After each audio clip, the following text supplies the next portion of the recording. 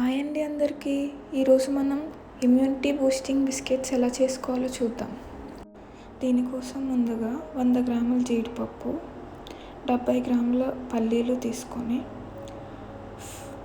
వేయించుకొని పొడి కింద చేసుకోండి నేను చూపించినట్టుగా. తర్వాత బౌల్లోకి చేసుకున్న పొడిని వేసుకొని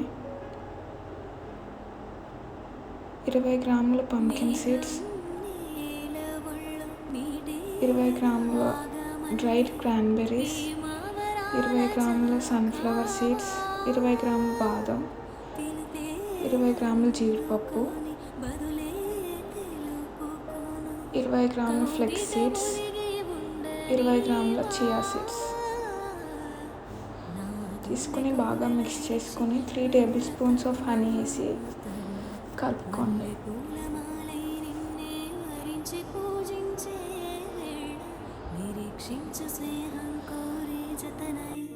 బేకింగ్ ట్రే తీసుకొని కింద కుకీ షీట్ వేసి మౌల్స్లో షేప్ చేసుకోండి.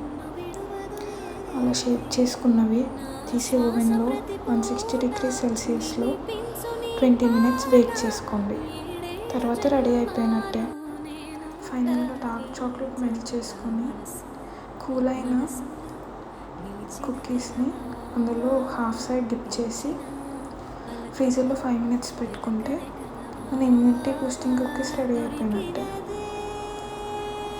Tasting video.